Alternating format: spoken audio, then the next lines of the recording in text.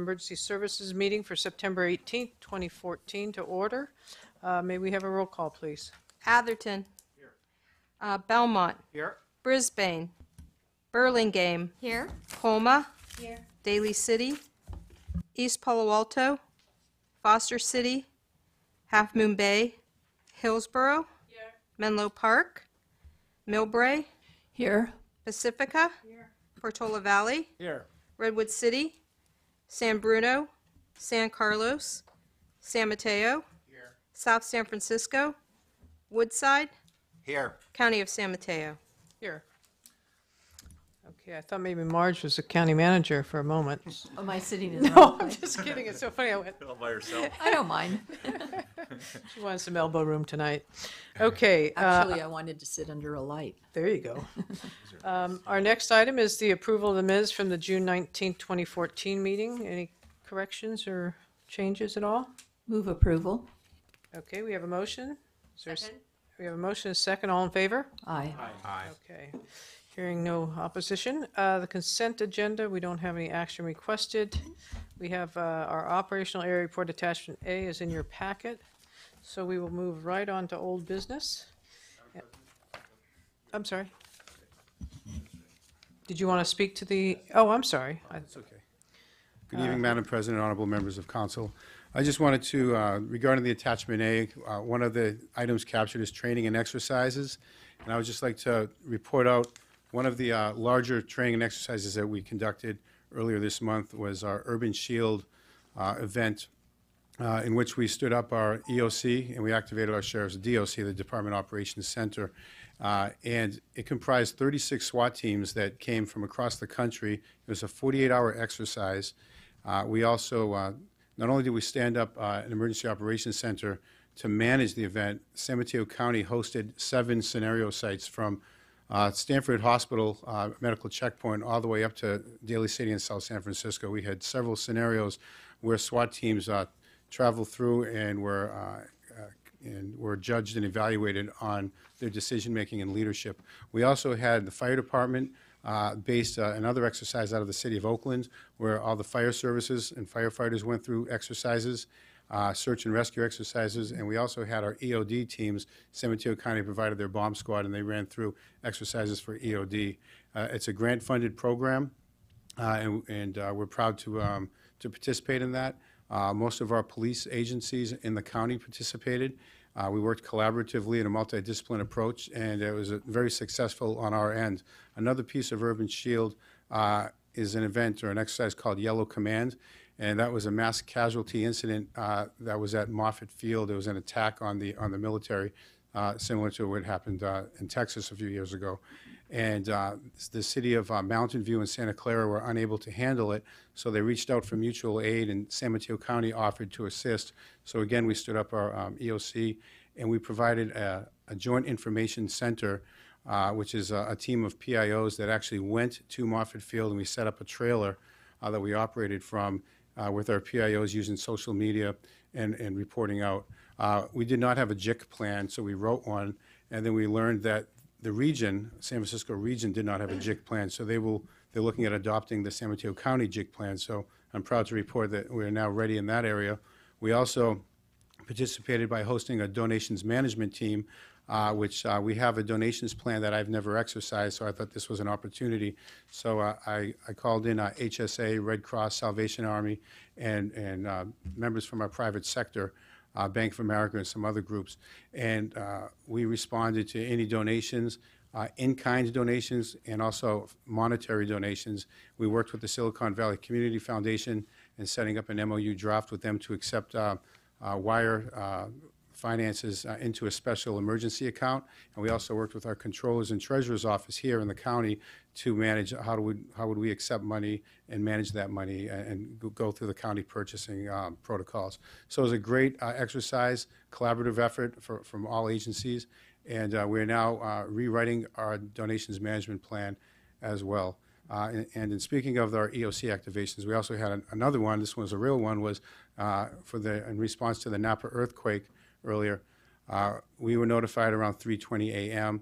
So our on-call, on-duty district coordinators responded, and we activated our EOC Level 1, which is our staff only, and we conducted an assessment of San Mateo County through the fire department. We did windshield checks through the cities to assess any damage. We did a roll call with our police departments, and we also got on immediately on the conference calls with the state to see if the county of Napa was in need of mutual aid, which at that point they were not. They were able to handle it with their local mutual aid agencies there. So it was a good effort for us, for San Mateo County, and I'm pleased to report that we did not sustain any damage to the peninsula. So that's all I have to say. Any Thank you, questions? Lieutenant. Any questions for Lieutenant Kernan? Seeing none, thank you. Oh, we have a question. Sue? Oh, JIC is a Joint Information Center, which is a part of our PIO team for the media. Thank you. Okay. Now we'll move to old business. The JPA revision update, Captain Weiss? Good evening, Madam Chair and all members of the council. As you may remember, I was before you several months ago and had to fall on the sword that evening and tell you that there was some errors in moving forward with the signed JPA that had made its way through each of your councils. But I'm also happy to report that sometimes a crisis creates opportunity. And in this case, it's actually worked out fairly well for us. And I say that with a grain of salt, knowing that a lot of time and effort went into the review and going through the councils to get those signed. However, I do believe when the JPA went through its review process, it didn't get a lot of in-depth look at it. And the fact that we had to revisit this process one more time has caused more interaction between the cities, the fire service, the Emergency Managers Association. And what we are working on and what we are presenting is a very detailed document that is very comprehensive and very colorful if you have got an opportunity to look at our legend. But I can speak to the overall process, and if you looked at the staff report that was provided in your packages, we are at phase 4 tonight, and that is basically to the point where we are bringing an update to you.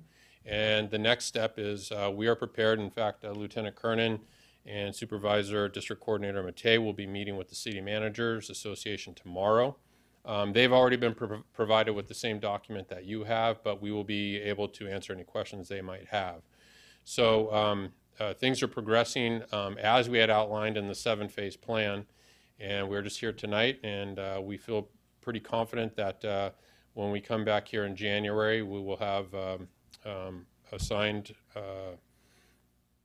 JPA from all of you. And I would want to acknowledge Councilor David Silverman from the County Council's office here in the county, and he has been steadfast in helping us work our way through it. He's been working as late up to today, communicating with other city attorneys as to the process in which we've gone through. So Lieutenant Kerr and I will be taking him out for several steak dinners after this process is over. But I can answer any high-level questions. If there's any detailed questions, I'd be happy to bring up Lieutenant Kernan or District Supervisor Matei, who've been working in detail over the process of this new JPA agreement.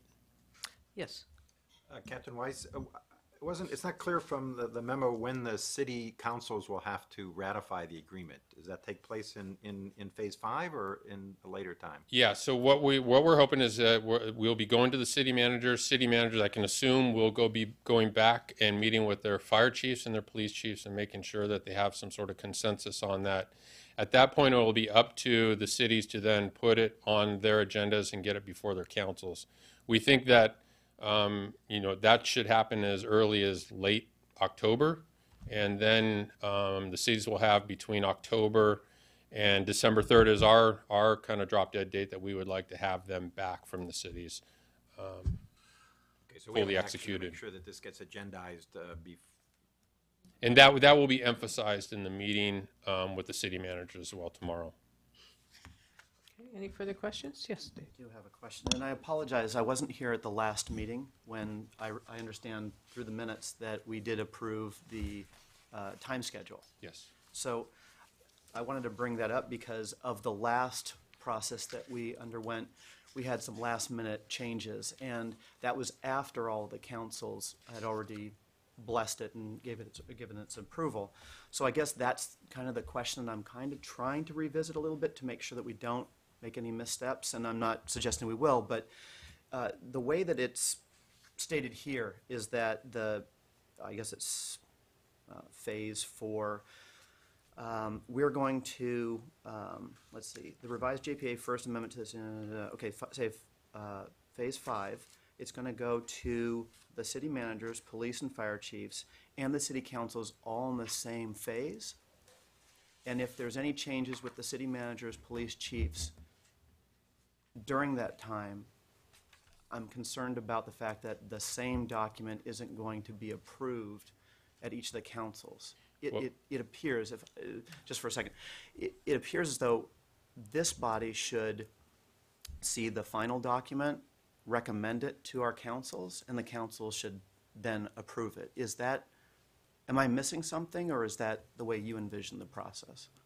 The way that we had agreed upon was that, and again, I should say that a lot of vetting has taken place already between the fire chiefs and the police chiefs who've seen the document, and it's to the point now where we're hoping we don't have to make any changes.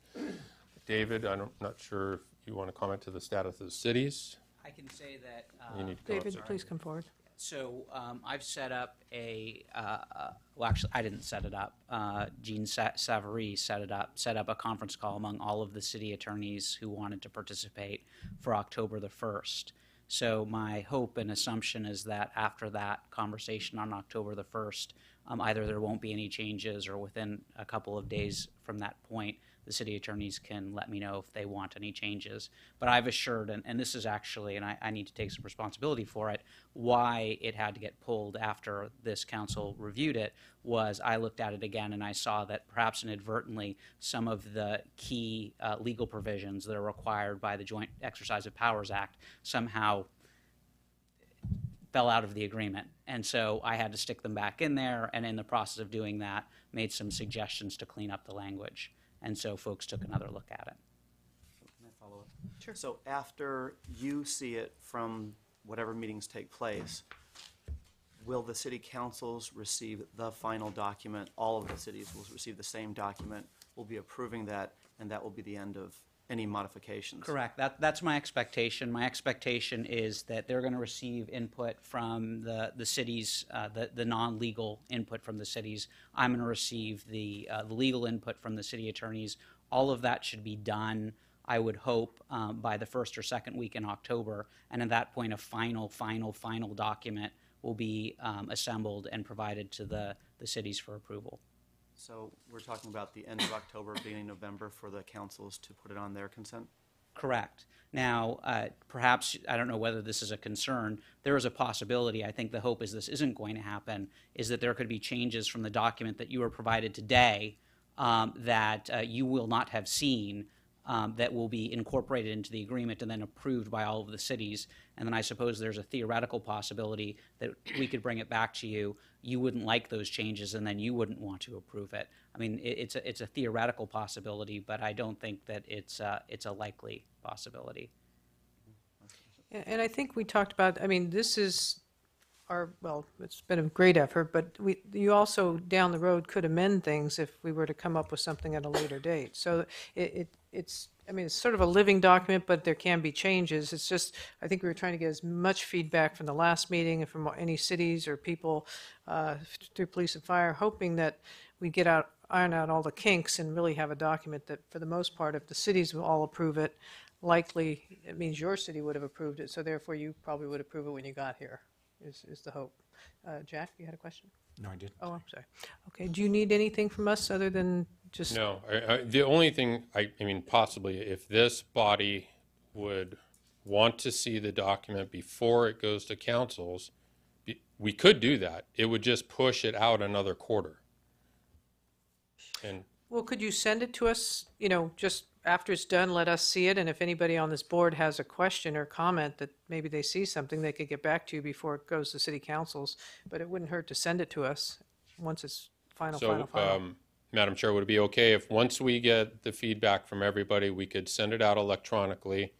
identify a response date, and if we hear nothing, then we would be okay to move forward to send it to the councils. I think so, because we've certainly had time to, go ahead, Jay. It would be really helpful if you could show if there are any changes whatsoever in Absolutely. the document that you've provided us for tonight. Yep, we'll pick another color out of the rainbow and, yeah, are Okay. there any left? You just need one color. You don't need to show all the other colors as Okay. far as I'm concerned, but anyway. Okay, On page 7, on page 7, 4.03, last line. Thank you. The last line, in the event that the council selects a separate auditor, the full cost of the audit will be the responsibility of the organization. My understanding, the organization means this organization, not the council, that particular. No, okay, never That's mind. I correct. figured it out. Okay, thank you. Any other comments or questions? I do have Yes, a please. question. Just for procedure-wise, my understanding from this body right now is that you will be sending us another red line version if there's any inputs, additional inputs from the city attorneys and also the city managers. Is that what you're saying? that is correct. And so before this document is going to each city for approval, we will already have read the documents, correct? Yes, Okay, because, in each council, I suppose that the other council members will look at us as a representations of this body to be able to help them understand this if there's any questions arises from those. So I would appreciate that, thank you. yes, ma'am. Call Lieutenant or the captain, if you have questions after we get it, if there needs any clarity too, just so when it goes back to your councils, you're comfortable with it as well.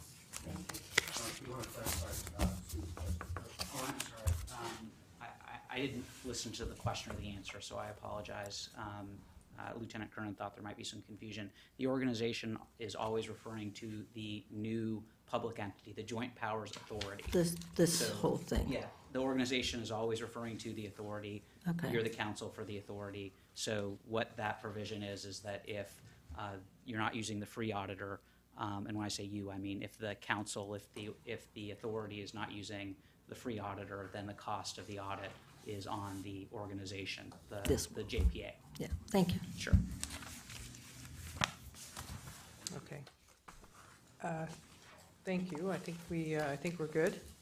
But I see you're on the next one as well, so why don't we move forward to the Skyline Radio Tower lease update? Pardon me? You're more than welcome to come up and make comment.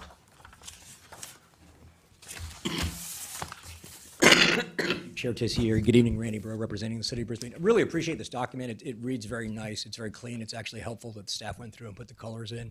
And we very much appreciate all the effort that they've been through to coordinate this with the different agencies. And it's a real challenge. We recognize that. But I think one of the things that would be very helpful to staff, and I think also to you folks as well, would be to take the original document that you and we recommended to our councils any number of months ago and to have a red line version created off of that leads us to this final, because I think there are more changes to this than simply some of the documents that are created in there, because what you don't see in there is what was taken out and what was put in.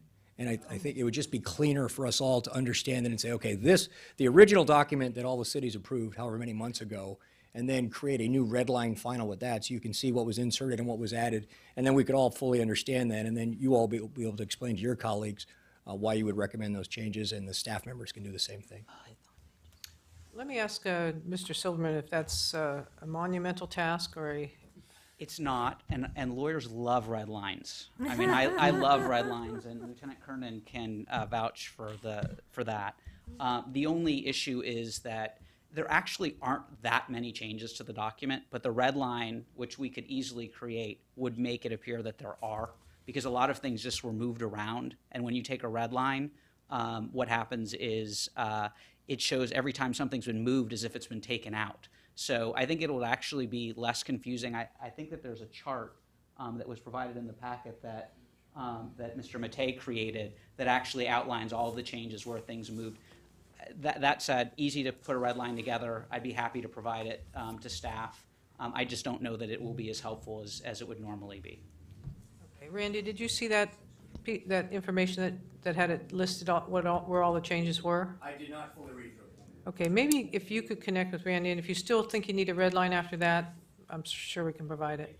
Okay, thank you, Randy. Okay. Alrighty, okay. Skyline Radio Tower lease update?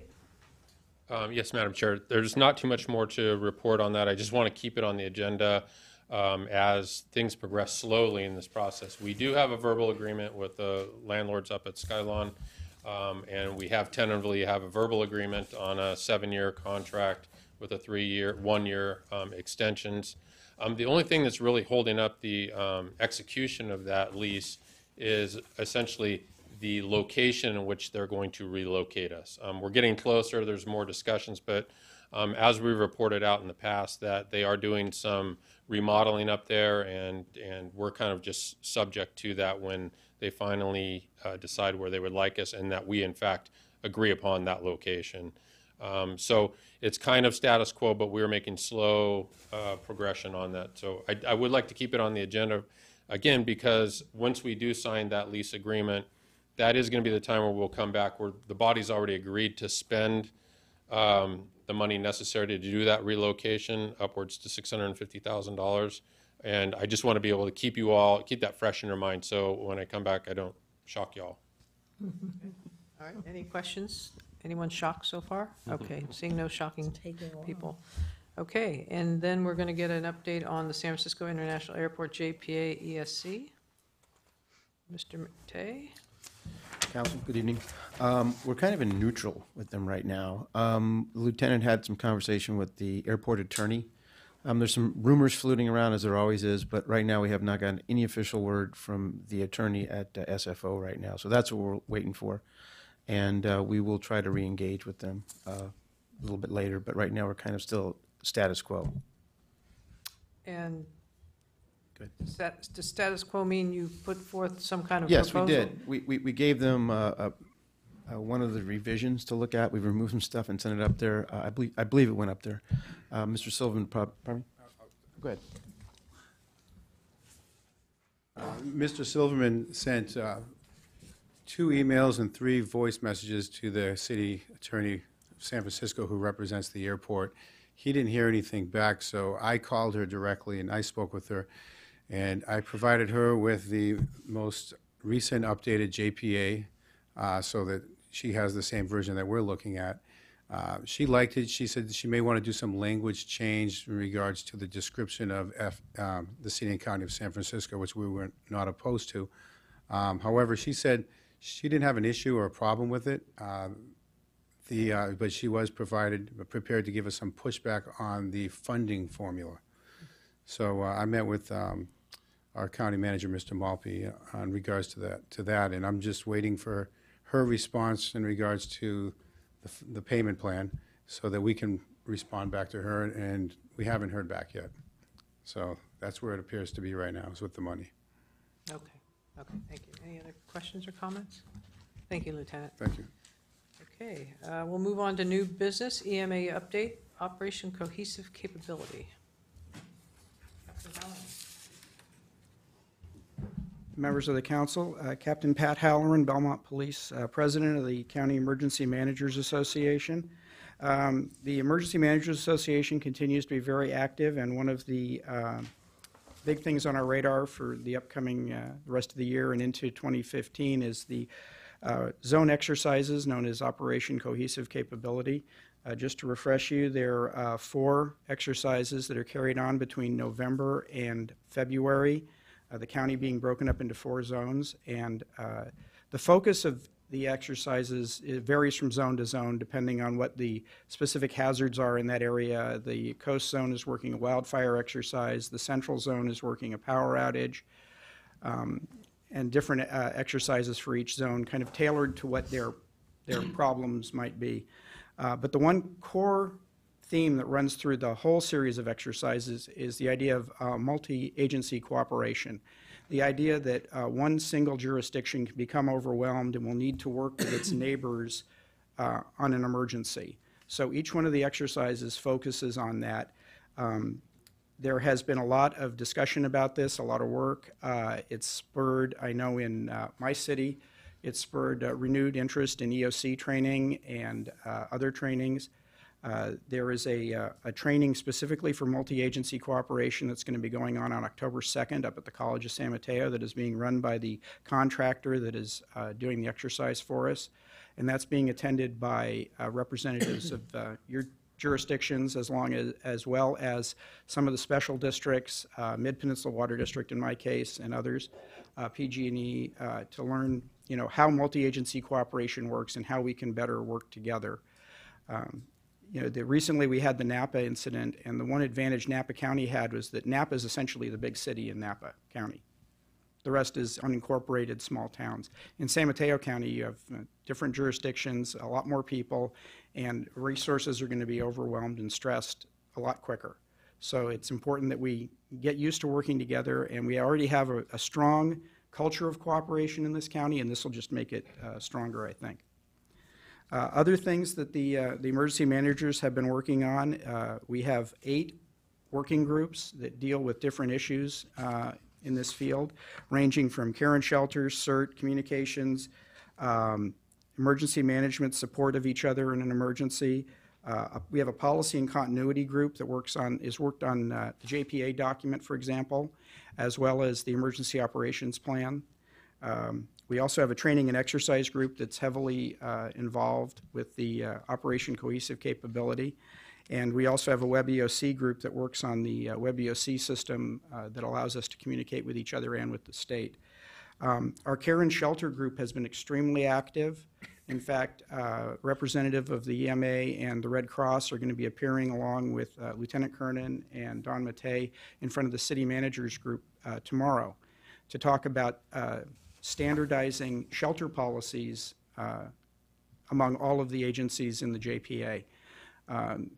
A lot of people are under the misconception that if you need to open a shelter, whether it's for a large apartment house fire as occurred in Redwood City or in the event of an earthquake or other disaster, that all you need to do is call Red Cross and they'll come in and run your shelter and everything's fine.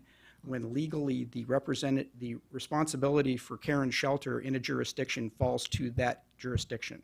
So for example, in my city, if we have an apartment house fire and we need to evacuate, a 70-unit apartment house fire and form a evacuation center or a shelter, the responsibility for that shelter by law falls to the city of Belmont. We can call in Red Cross to assist us, Human Services Administration, and any of the other agencies, but the base responsibility falls to the city. And it's up to the city on how they provide that. So what we want to do is standardize that knowledge and that policy and procedures throughout the county so that we can help each other and so that there's no confusion when it comes time to activate a shelter. Because it happens more often than you would think. People think Katrina and large disasters, but it's happened a couple of times in Redwood City for various fires. So it could happen, it had, with Asiana and different events. So anytime you get more than just a couple of people that are either displaced or affected, you may have to open up a evacuation center or a shelter. We're also working on standardizing. One of the advantages of the Emergency Managers Association is that we bring together not just your jurisdictions, but special districts and other entities such as SLAC, the Sanford Linear Accelerator, PG&E, the various water districts. And one of the things that we're going to be bringing to the city managers is a standardized communication point between PG&E and the cities. Right now, when there's an issue in a city, in some jurisdictions, they're calling the comm centers, some jurisdictions, they're calling the city manager's office, and it's kind of confusing for PG&E, which causes gaps. And so we want to make sure that PG&E has a standard point of contact at each city. We're recommending that be the 911 dispatch centers for each jurisdiction. In some cases, in Millbrae, Half Moon Bay, San Carlos, that would be county communications. But then that would allow the cities to set up their own internal policies on how they wanted to distribute the information. But we're trying to make it, I think that communication between us and, say, PG&E or the Water District is really invaluable, and having them at the table with us at the Emergency Managers Association just strengthens that. So if there are any questions on any of the things I just droned on about. Thank you, Captain. Any questions for Captain? Okay, seeing none, thank you very much for the report. Okay, our next item is a Fire Battalion Chief OES position, and I know there's a staff report in there, Lieutenant, Captain. Thank you, Madam Chair. As Captain Halloran just discussed, the Emma Group is extremely active here in the county, and over the last year and a half in its development and its progress, they're doing great work. And you heard that we're talking about different disciplines. We're talking about PG&E, special districts, and here at the Office of Emergency Services, we're lacking one discipline in helping us kind of close the loop on the multidisciplinary approach to emergency management. And that's really having a fire service representative in our office that we can collaborate with. Now, we can collaborate with fire service representatives at the EMA, and it's helpful. But there's so much going on that it would just be so advantageous to have a fire personnel in our office liaisoning with the fire service, with EMA, and helping us with all the different things that we do. So what I started looking at our budget, looking at some opportunities for funding, strategizing, and we do have some grant funding that is available to us to help fund a position, and that grant funding is a match requirement. So we kind of came up with this concept of maybe getting a fire service representative assigned to the OES to help us round out the multidisciplinary approach to emergency services. And we met with the president of the Fire Chiefs Association as well as the president from the Police Chiefs Association to kind of present the idea to them. And in a very short time, we really thought that it was an excellent idea. We had to brainstorm about what this position might entail, what they would do. And in a short period of time, we probably jotted down probably a page worth of projects that this position could actually assist us on and work collaboratively with. So with that being said, in your packets were several budgets. And I would like you to just throw those away. And I'll tell you why. You maybe met Alina Portis, who was our fiscal director at the Sheriff's Office, came up and she's the one who actually presents the budget to the council here and everything. Unfortunately, we lost Alina about 3 weeks ago. She took another position in Houston, Texas, and she's relocated. And so the Sheriff's Office is in the transition of trying to find a new fiscal director, and so in communicating via email, text messages, and voicemails, and very few phone conversations with Alina, I tried to communicate what I was trying to get. And the way I wanted to present this was as a 6-month pilot project, because we're in the middle of a fiscal year right now, and the grant money that's available right now sunsets in June 30th of 2015. And the proposed plan for this would be able to start this in January and run it through the end of that grant period. So I wanted to present to you a 6-month kind of snapshot, what that would look like in terms of finances and the impact to your respective cities. And then Lieutenant Kernan presented to the admin committee prior to this meeting, and they asked us to do a year-long projection to kind of see what that would look like. So again, in communication between Alina and I, things got all scrabbled. So I was trying to get something in the packets, get it to you that represented the year, because I wanted to hear what the admin committee was recommending. Okay, so that's my justification for it. On your table is the latest, greatest, hot off the press. Alina and I just worked on it today and wrapped it up just an hour or so ago.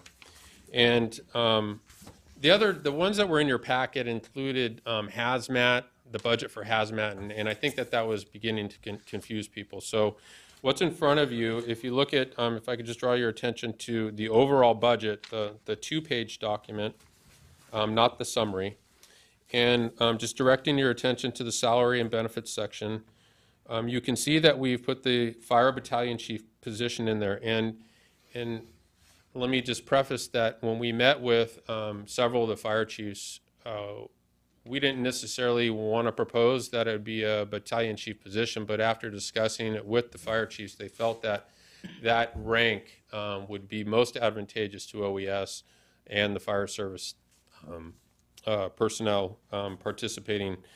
So we kind of went with that. In terms of the dollar figures, I got two numbers from North County Fire, and I got another number from Redwood City Fire Department for a battalion chief position. I chose the hire to represent the hire. Now, that doesn't mean that that's where that person would come from, but I wanted to give you the highest impact possible in presenting this model to you. So if you just kind of look at there, what we did is we projected this out. We put the dollar figures in there for a year. However, if you look, there's a reduction for 6 months because we would be starting this in January, so there's a 50% adjustment to the cost. Moving your attention down to the other salary costs, there is overtime that may be involved with this position. They may be going out and doing presentations. They may be attending night meetings. So we felt it was necessary to add in some overtime for that position as well. Again, that was also reduced by the 6-month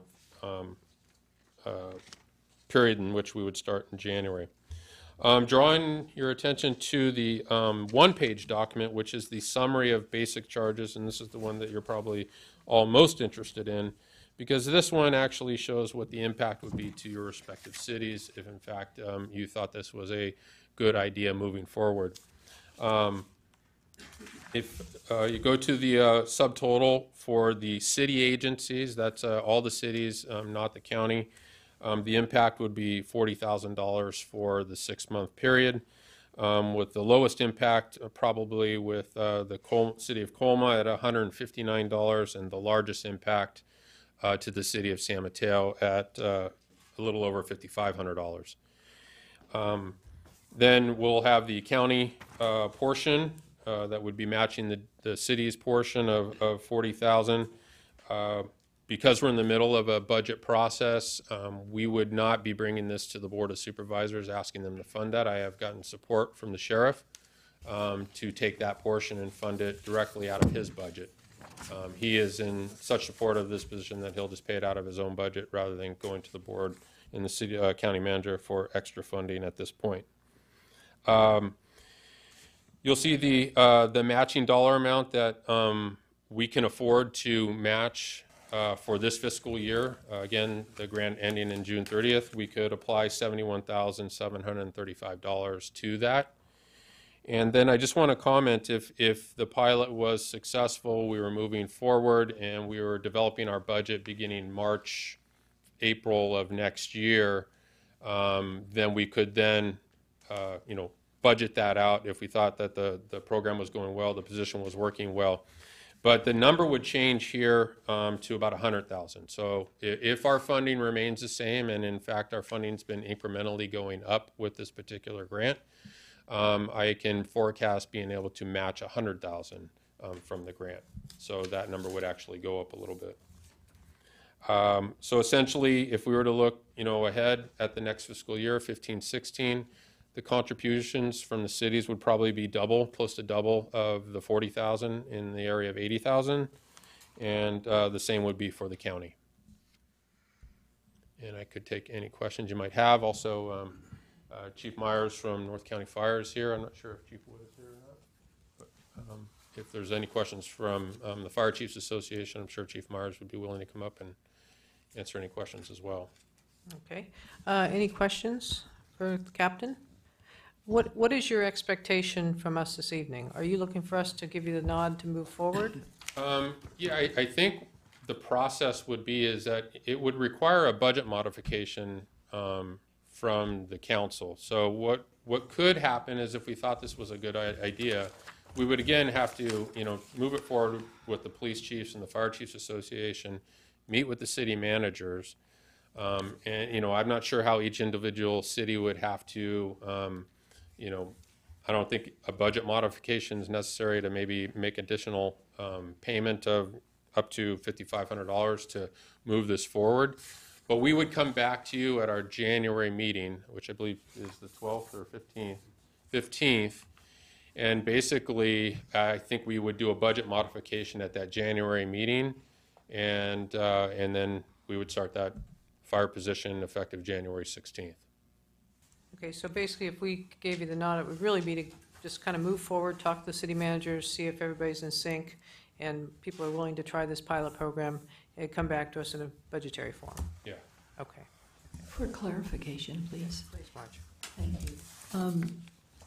Captain Weiss, would the moving forward with, is that going to be the 6-month amount program or the full year program? Again, I think the downside to this is we wouldn't have a ton of information to present to you between January and probably when we meet in April to start looking at the budget and approving the budget. So we would, we'd have to get some sort of direction from all of you, but we would probably budget in for the year and continue on with the program. Thank you. Any other questions or comments? Yes, Terry. In reading over what this position would offer, it seems rather general, and I wonder if we went ahead and approved this for the 6 months, if you could give us some sort of report back with metrics about specific things that were accomplished or goals that were achieved because of this new individual being on board. Would that be possible? I think it would, but again, if we approve it January 15th and then we come back in April for the budget hearing, we would only have 3 months worth of data and work to report, but we would be happy to come back and report what we could during that 3-month period. Right, and I think, you'd also have the opportunity to set longer-term goals and report on progress exactly. toward the longer-term goals. Okay, thank you. I think Sue DeGree had a question. Yeah, I was just asking about the job description. Is that what we have here is a complete job description? No, we can definitely, we didn't want to give you specifics. We didn't know what the response would be, but and just talking again, there's a lot of activity, as you know, going on with multidiscipline response to school incidences, violent intruder. There's more collaboration going on between law enforcement and the fire service in that respect than there's ever been. This position would be a direct liaison to those efforts. There's a lot of maritime efforts going on between our responses between the fire service, the sheriff's office, and the marine units on the bay, as well as the coast. We've got CAL FIRE and Cal State Parks out there that there's a lot of marine assets. This person, again, could be that liaison to bring the conduit back to collaboration and consolidation in that area. Committee work, the drought would certainly, we would love to have impact from the fire service on the impact of the drought moving forward. So there's a lot of things that we could actually put on the table. So I think it would be good to have a job description so we have something to show. Okay. Jack? I'm just looking at your revised budget, and there's some light items for district coordinators and supervising district coordinator. And I'm wondering, do those numbers represent the full salary, or are they actually part-time for, they're actually also being funded through the county for other services that they provide? I'm just not really clear here, so. Nothing's changed from the budget other than the addition of the fire battalion chief. So those positions are funded in part by the council as well as the JPA.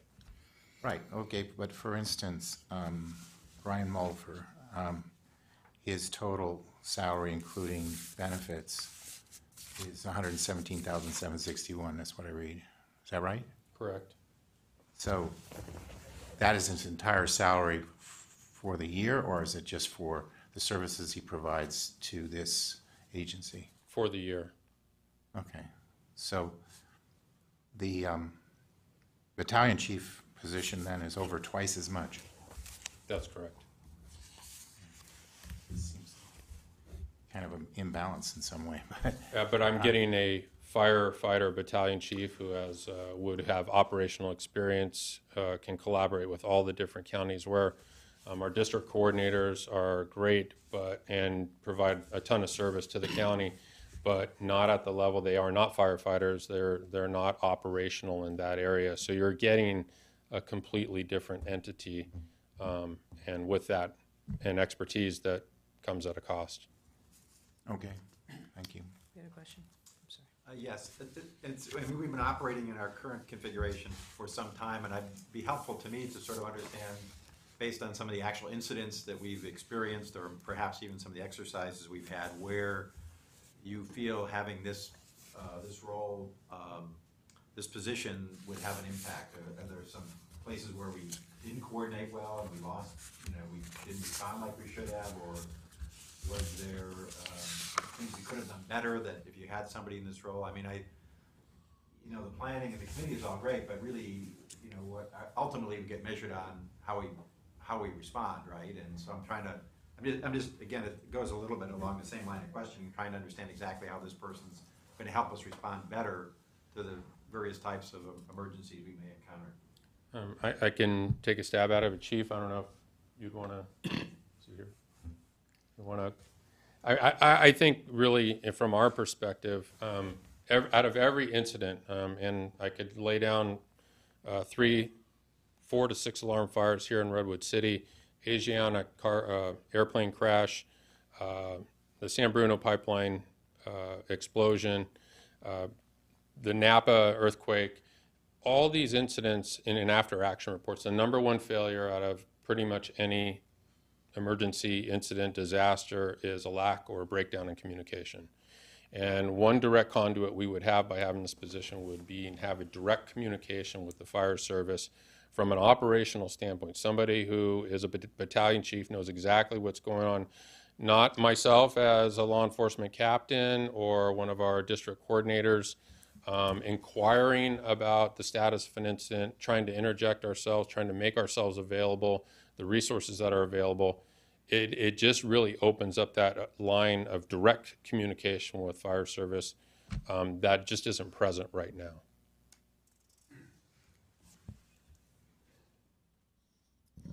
I'm not sure if I answered that based on your. Well, I was trying to. Yeah, I mean, I understand the fire departments are involved in all these activities.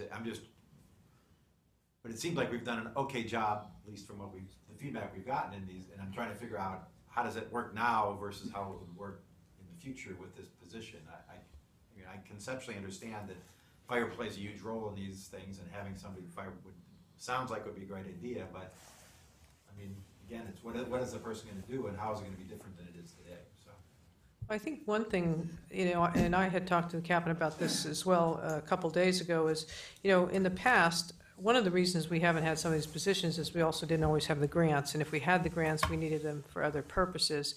We had a long discussion about this whole thing around the drought, which doesn't seem to be going away, and at least from my perspective, being able to fund really 3/4 of a position, not from this body specifically, but between the grant, the county portion, and to have that area of expertise as we move forward.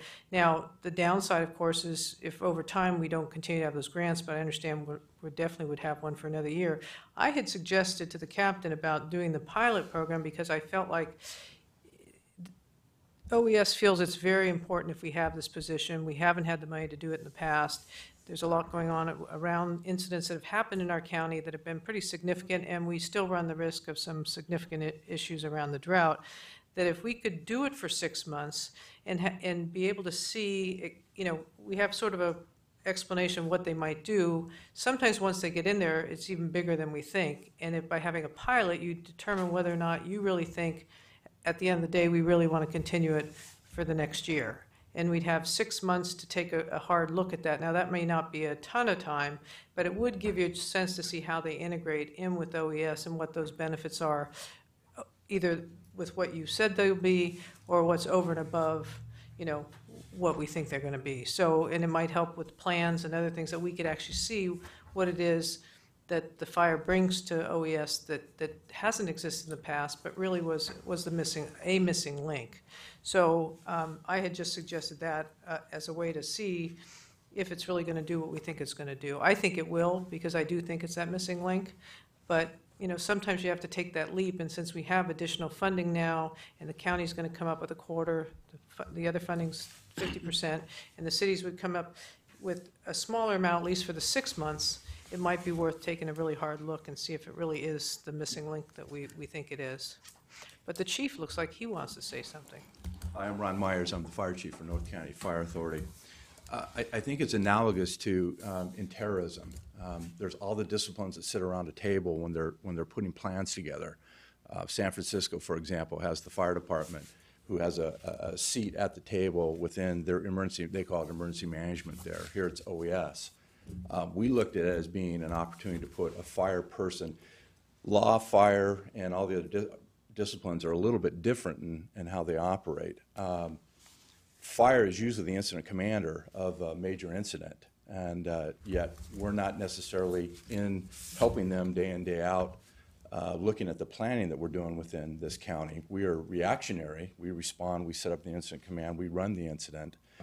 We just thought it'd be helpful to have that nexus between those disciplines working on the plans. It's not necessarily going to change, as you mentioned, the outcomes. We've done very well. We do very well when there's an incident within this county in handling that incident. But it's all the things that we do to coordinate all the cities, all the fire departments, all law enforcement, all the other agencies that exist in the city. And by putting fire in there, we just felt that it might be an opportunity to provide that bit of day in, day out oversight and or be able to provide some expertise from the area of the fire side of it that hasn't been there. Not that it's something that's going to change. I don't think it's going to change the incident response side of things, but I think it would provide some comfort and a different perspective than what we get right now when we're developing plans. We're not exactly sure what this is all going to do either. We just know that most large areas, cities and that, have fire sitting within emergency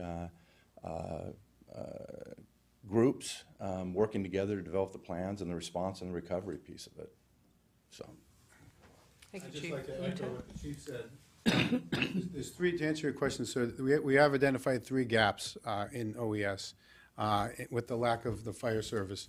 One is during EOC operations, one is during ICS operations, and the third is with Unified Command, bringing law and fire together. And we've been working hard to fill these gaps, but in the absence of having the fire partners with us to help teach these classes and help promote the training, it is difficult. We do get a lot of pushback from the fire service, and we are reminded often that most other OES offices in the state of California are led or co-led by firefighters. And that's something we don't have here in San Mateo County. In regards to Unified Command, one objective that we've been trying to achieve is any call out in the field where a fire truck is there and a police watch commander is there, we're trying to get those 2 folks together so they work collaboratively together to problem solve instead of having 2 separate command posts.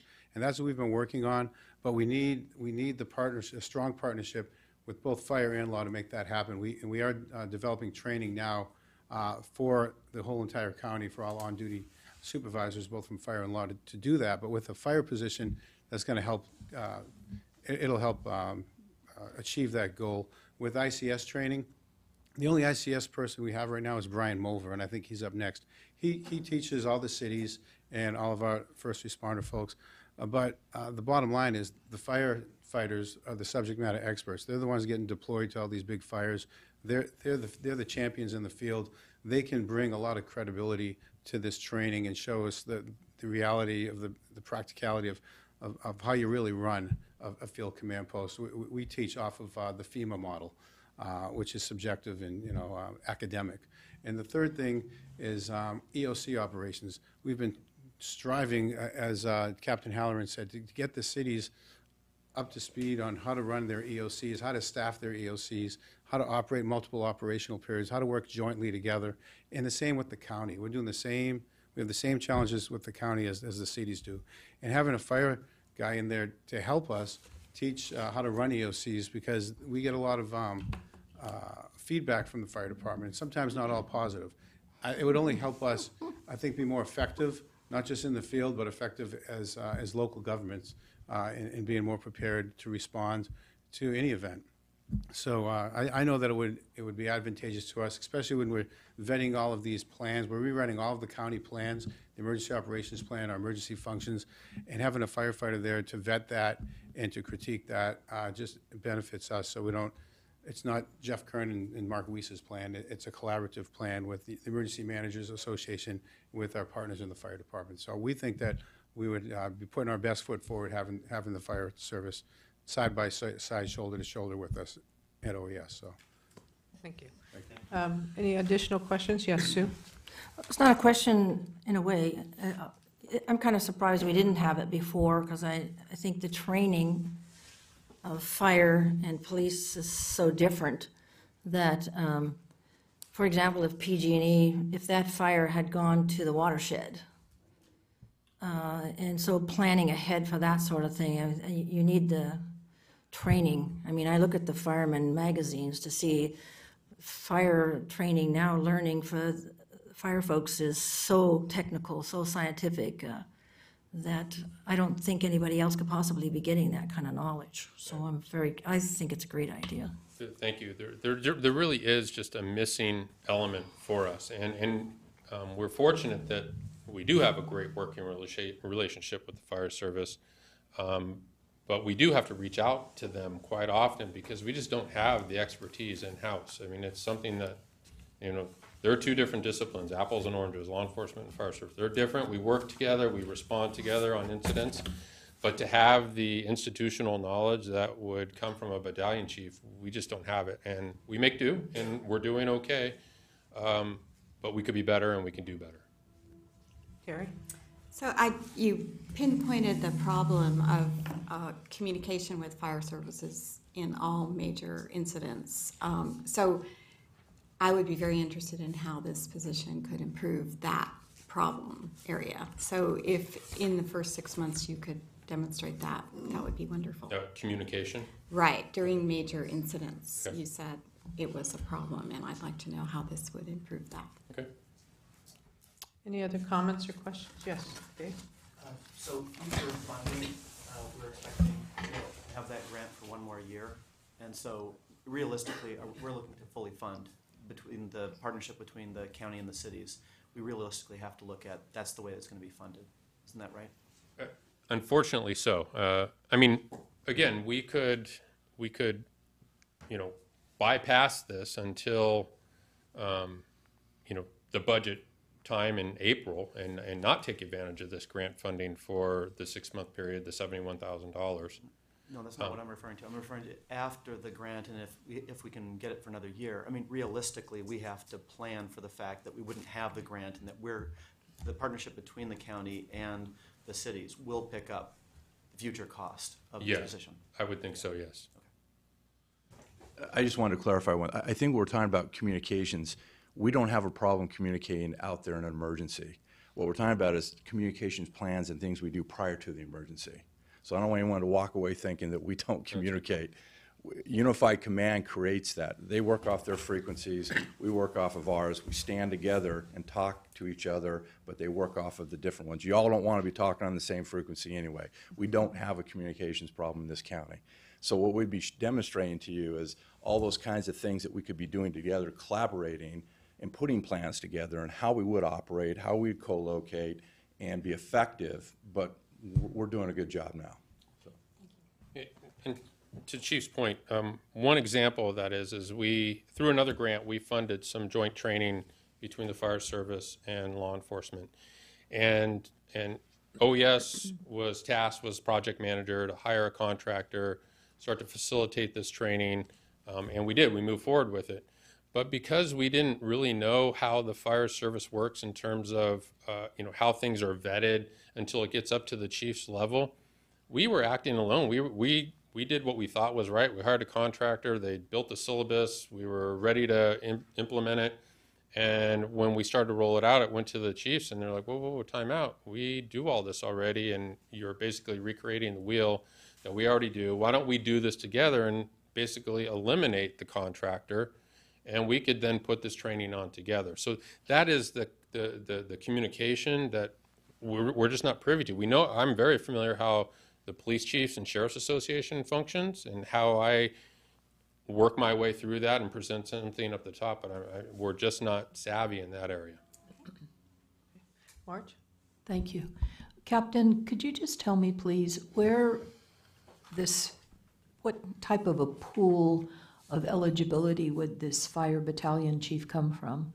Is it someone who would come, would be open to apply? Would some particular agency or the chief of the Firefighters Association work with a team of people to select a person? Would it include only people from our local agencies? Would it include people from the county? Would it include CAL FIRE? I'm just curious as to where this individual will be coming from. I think I can speak on behalf of the chief. It would probably be open to all the fire services within the county. However, it's going to have to be an agency that has the staffing ability to actually give this person away and give that position to OES to function and still be able to function behind it. So if you have a smaller fire department, you may not have the capacity to actually remove a battalion chief from your staffing level and donate it to the OES. So with that being said, I think it would have to be one of the larger agencies or districts that would be able to accommodate that position. It's very similar to the county's narcotic task force, where the law enforcement agencies dedicate an officer or a sergeant to the narcotics task force to participate in that task force. And then there is some reimbursement process that's go through, similar to the use of the grant here. Excuse me, would this be a full-time position for this, or would the person be still shared with his own agency and shared with OES? It would be for the price that's there, I would think it would be a full-time position here. Again, going back to the narcotics and vehicle theft task force model that I'm very familiar with, that I commanded those units for several years. The concept is we get the body for 100% of the time, but as you know, there's training and requirements that go on back at the home agency that you have to allow that person to go back and meet the standards within the organization. And so that's where that individual would be able to go back, do the training that's required, attend classes, do functions. But to answer, I would say that it is a full-time 100% assignment to the OES. Thank you. Okay. Kerry? Yeah, I just want to make one comment, and I want to reiterate something that Adrian said. Obviously, the price tag is something that probably most of us are sitting here going, wow, that's a pretty big price tag. It's a full-time position. But I think that there is a component here in an emergency situation, in a management perspective, that this battalion chief could be filling that void because you guys speak a different language. And I think if I simplify it by saying that, and I think that there's a degree and a level of respect in a different category. You're in blue, they're in red, and responding to situations have clearly some different channels and training and so on and so forth. So I think that this is probably a good component to consider and review, and inform us on the positives and the negatives of creating a position.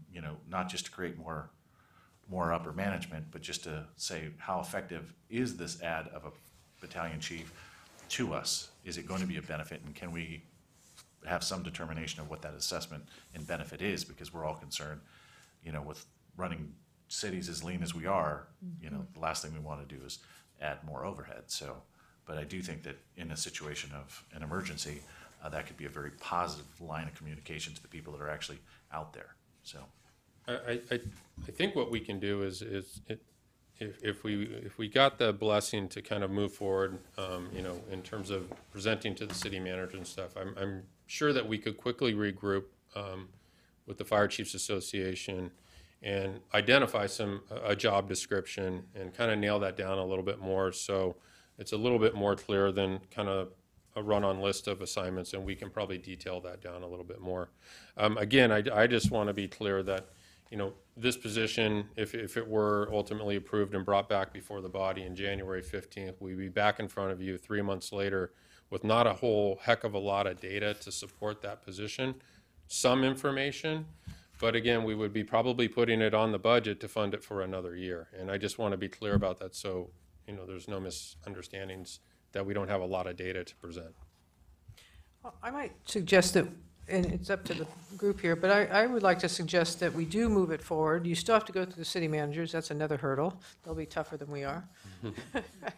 But they may have more questions and more vetting and want to be sure it has whatever level it has. So in that way, we can, if we can start it in January and use the 6 months and not lose the 70,000 and the generosity of the sheriff to do the 40,000 out of his budget, it will give us some time to see if in fact it's worthwhile. At least it'll get you started with the planning and we can see if that's going to be valuable. And you will come back in April for the next budget, but I think we'll probably have more feedback from the city managers at our January meeting to see if it's really even viable financially. And then in the meantime, I'm sure there'll be more you'll be able to bring back in January to kind of fill in maybe some of the gaps that were talked about by the members here today. Excellent. Would that be agreeable? Yeah. So we'll still be vetting it again. It's just, hopefully you'll come back with a tighter package in January if you get the blessing from the city manager groups. I'd like to make a motion to move forward to the city managers group. Second. Is there a second? Second. All in favor? Aye. All right. Good luck. Now we're going to have a drought update by Mr. Mulver. Thank you, Madam Chair, council members. This is Pape, Mr. Norris. We are still in a drought situation, and it is worsening at a slow pace. CSA 7, which supplies drinking water to a portion of La Honda, is still holding at about 10 or 11 inches over the intake pipe. When that intake pipe is the water level at the intake pipe is about 3 inches, that water is going to stop delivery to that community and will begin hauling water. The agreement is already in place with Cal Water through a blessing with SFPUC, and that's that. A lot of other people that have wells in the community are slowly reporting their struggles to me, to OES. We have reached out to 11,500 people in the coast side to let them know that there is a drought and where to report their well dry, or to get help with drilling a new well, with permits, and with planning for wells. So we are marketing the assistance that people may need, but they're coming in pretty slowly. In one case, one resident in La Honda has been hauling water for 1.5 years and just called for assistance now. So the OES is staying in touch with the California OES on the drought every other week now on a conference call and reporting our facts and figures to them. Our drought task force in the county hasn't met since the 27th or 28th of August, but we're pretty stable except for the wells that are drying up at this point. And no one has complained of other surface water needs. But there is water hauling going on. And the reason that we reached out with environmental health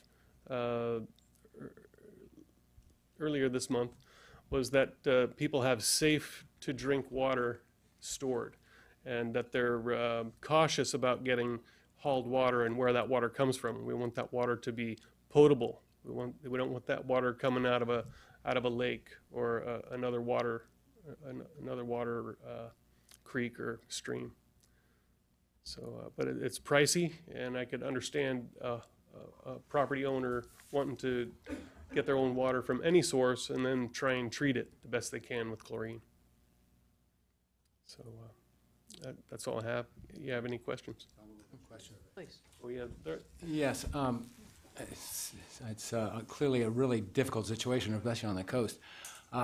But in light of the recent legislation passed in the state looking at groundwater supplies and control of the groundwater aquifers, are we working with anyone to make sure that we don't start collapsing aquifers, sucking in salt water, that sort of thing? It's a real concern, obviously. Yes, the well owners, the well users in the county work through county environmental health services on that.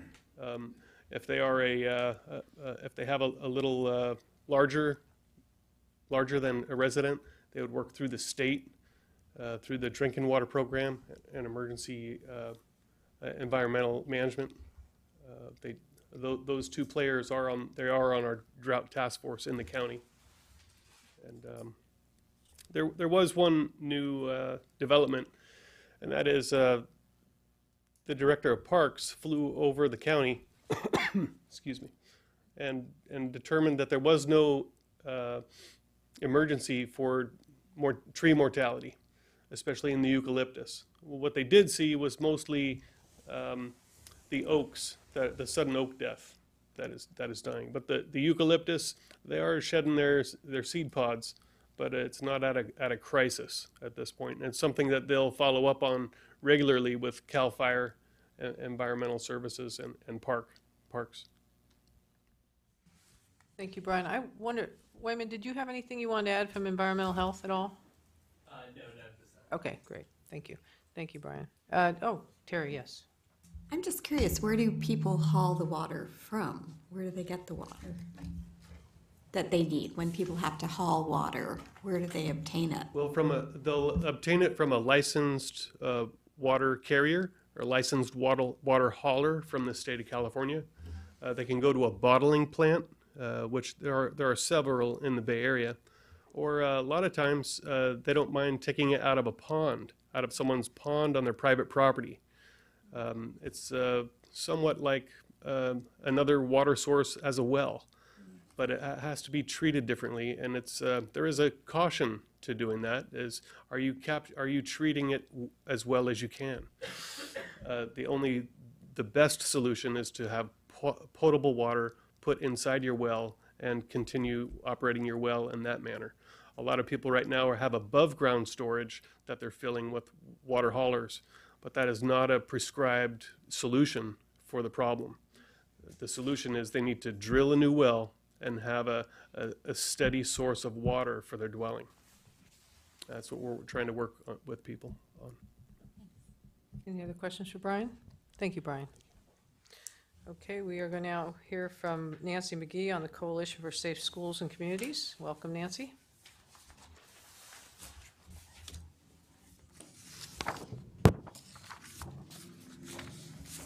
Good evening, Supervisor and members of the committee, and thank you for having me here on the agenda.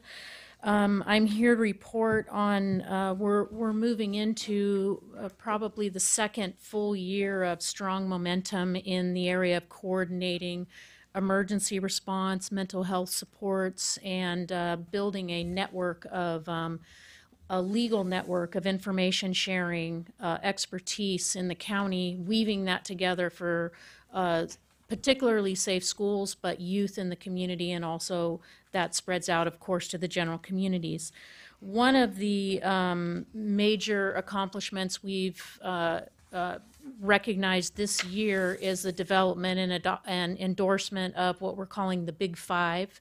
The Big Five is a common protocol for all schools across the county, from Menlo Park and East Palo Alto all the way to the north to the Bayshore and Brisbane school districts, all the way to the coast, Cabrillo, Redwood City, etc.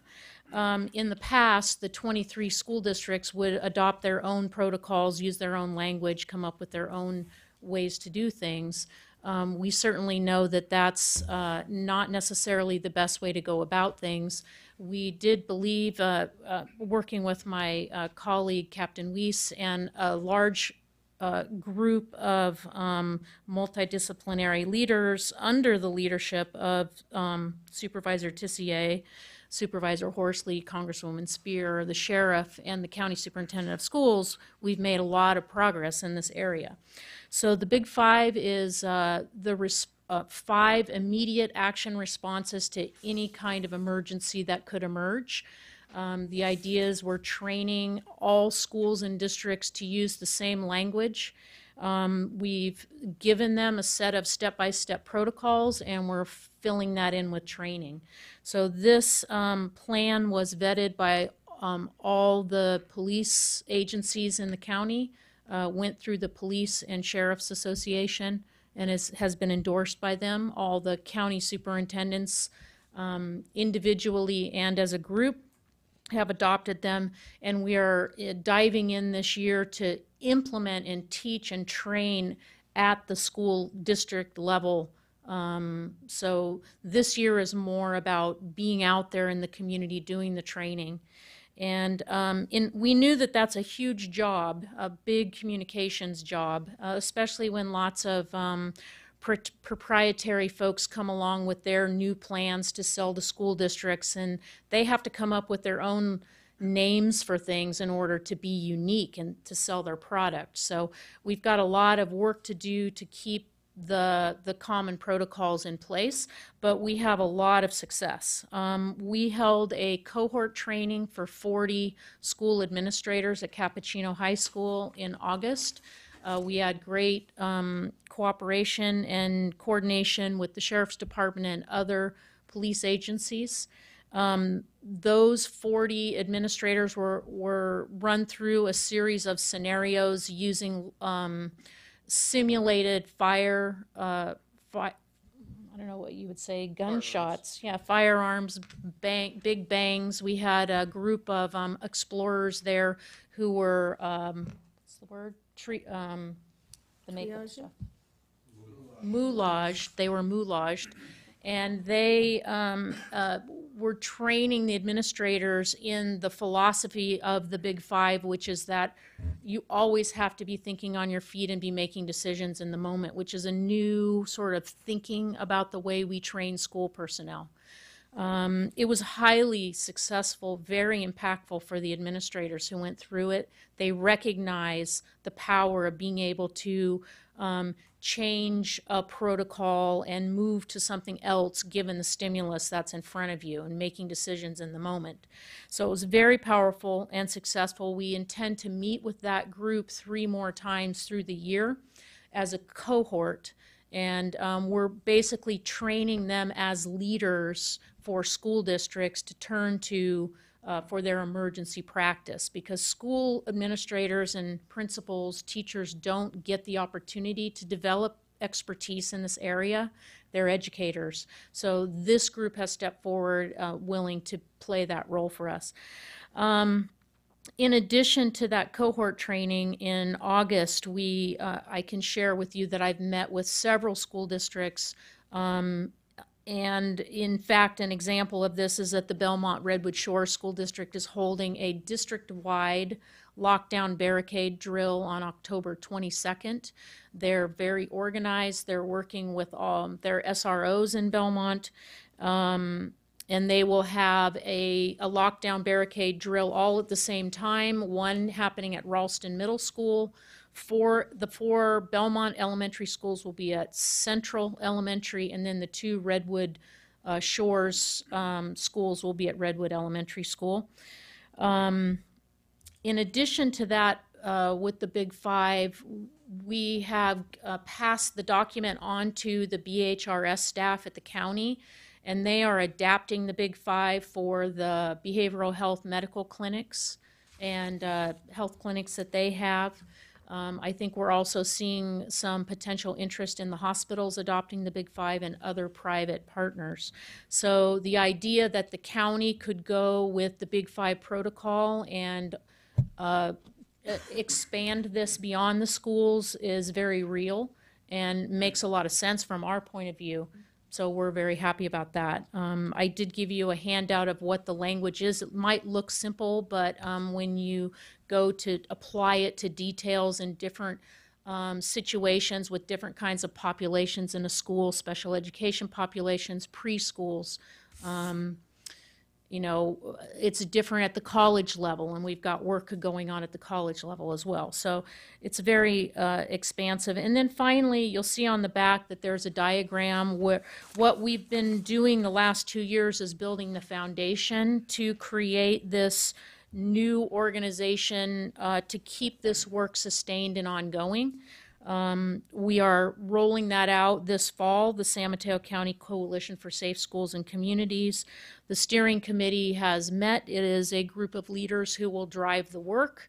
They will not only address the emergency response part of it, but also the fact that we've hired a director of safe and supportive schools with the help of Measure A money, and they're building that. Individual Carrie Ketching is building collaboratives in all of the school communities to build in the partners to talk about specifically mental health needs and services, get protocols common, standardized as far as consent forms and assessments and that kind of thing. And in addition, County Council has been working very hard to draft a memorandum of understanding about sharing information between the different agencies when it comes to youth and safety. It is something that the various city attorneys and agencies will be looking at, and we're asking everyone to sign on to. That will be something that will come up in the future, but something that the coalition is working very hard on. So I'm happy to answer any questions if there are any. Nancy, thank you so much. This has really been a monumental task. I mean, this has taken, it's been 2 years now? Almost 2 years, that yes. seems like just yesterday. But the real important thing about this, too, is that this isn't something that has a shelf life. This is a living document, and the more people you train, it'll be ongoing, so that if Nancy retires or Mark retires, this doesn't retire with it. You know, boards will change, people will change, but this will continue on, and that's really the critical part of this, and that's why it was really important to get even an advisory committee to know what's going on, and they may change, but it will continue to keep this alive, and the steering committee, people might change, but it'll continue to keep it alive, so that we will really keep safe schools and communities working well in San Mateo County. Madam Chair? Yes. Follow-up comment, if I may. Sure, absolutely. I was fortunate enough and blessed enough to be on the one of the task force for this committee. And for those of someone may not know, but Nancy is an employee of the San Mateo County Office of Education.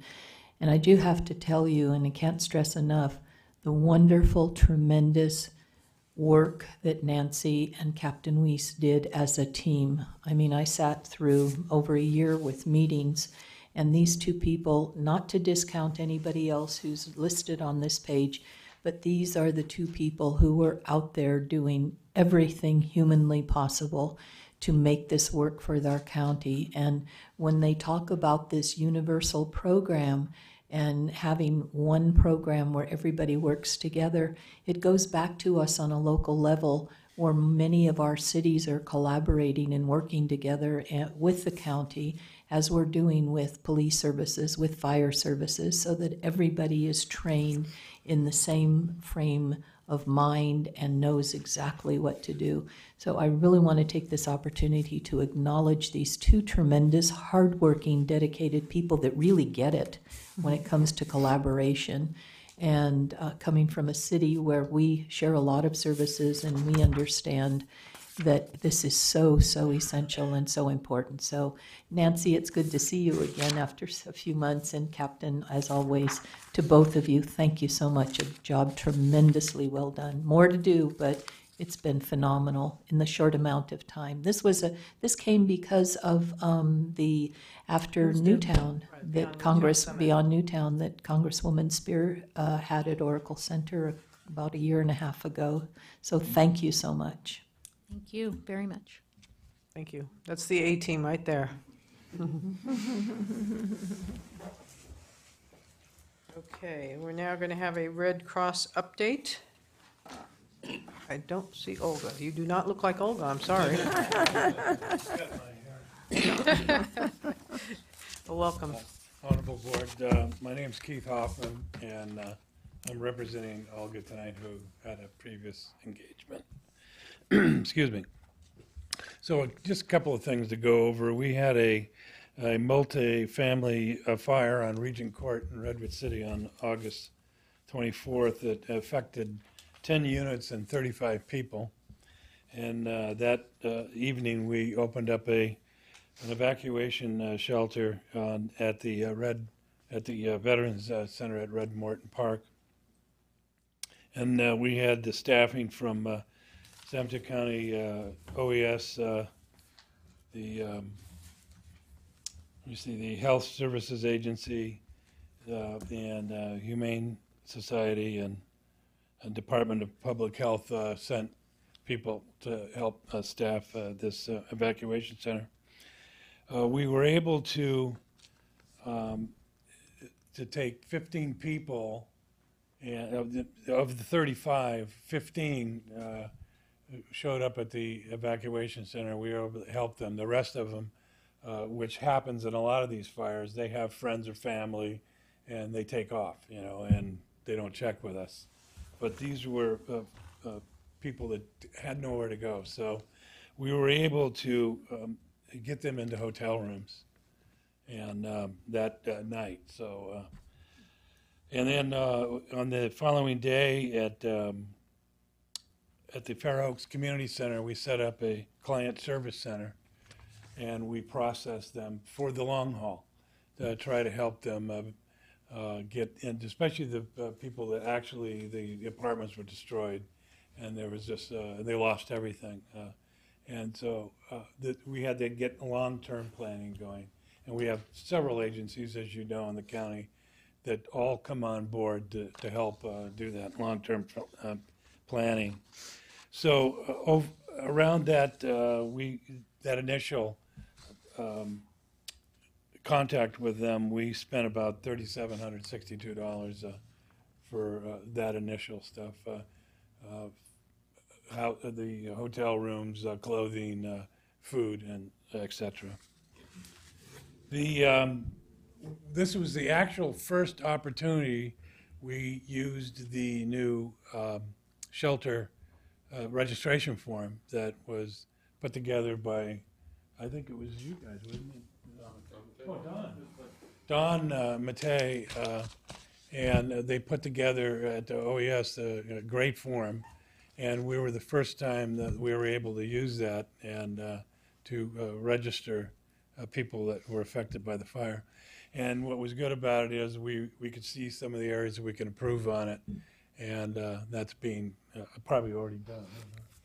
And so this was it's a great document, and I'm sure we'll be using it again in the future. Also, Red Cross is, as you know, the Napa. We've had quite a few of our Red Cross local volunteers deployed to Napa, so and that's still ongoing.